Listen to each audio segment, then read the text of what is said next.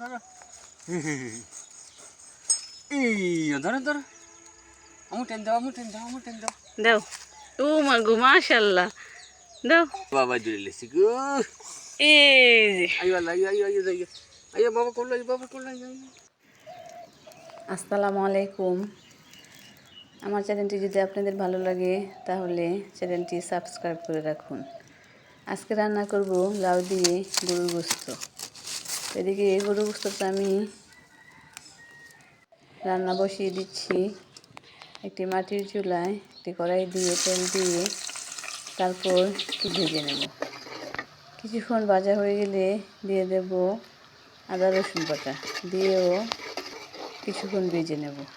তারপর হলুদের গুঁড়া, মরিচের গুঁড়া, ধনিয়ার গুঁড়া, জিরা বাটা, একটা তেজপাতা, পরিমাণ মতো লবণ, একটু পানি দিয়ে মশলাটাকে ভালো করে কষিয়ে নেব।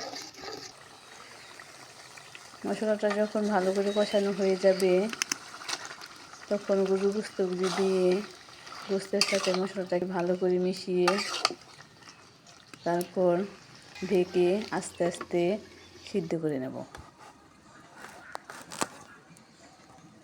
এখন আমি লাউটা কেটে নেব।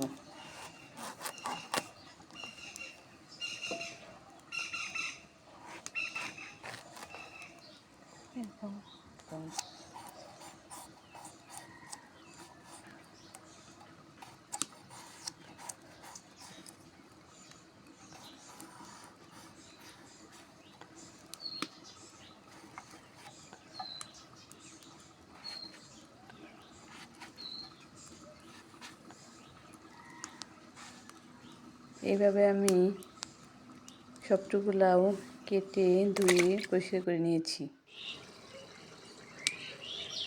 আর এদিকে কিছুক্ষণ পর পর গোস্তটাকে নেড়ে চেড়ে দিচ্ছি। এই যে অনেকগুলি পানি উঠছে, তো এই পানি দিয়েই গোস্তটা সিদ্ধ হয়ে যাবে। গরু গোস্ত সিদ্ধ হতে একটু দেরি হয়, তাই আমি আস্তে আস্তে জাল করে গোস্তটাকে সিদ্ধ করে নিয়েছি। এই যে অনেক কষানো হয়ে গেছে, এখন দিয়ে দেব কেটে ধুয়ে রাখা লাউগুলি। লাউগুলি দিয়ে লাউয়ের সাথে মশলাটাকে ভালো করে মিশিয়ে তারপর ঢেকে কিছুক্ষণ জাল করব। তারপর ঢাকনা খুলে লাউটা যখন 80% সিদ্ধ হয়ে যাবে তখন কিছু কাঁচামরিচ কয়েকটা তারপর দিয়ে দিচ্ছি টমেটো কেটে রাখা, দিয়ে কিছুক্ষণ নেড়ে চেড়ে জাল করে তারপরে দিয়ে দেব ধনিয়া পাতা দিয়ে একটু নেড়ে চেড়ে তারপর নামিয়ে ফেলব। গোস্তটা খেতে এত মজা হয়েছিল, ওই লাউ দিয়ে গোস্ত অনেক মজা হয়েছিল। ভালো লাগলে আপনারা রান্না করে খেয়ে দেখতে পারেন।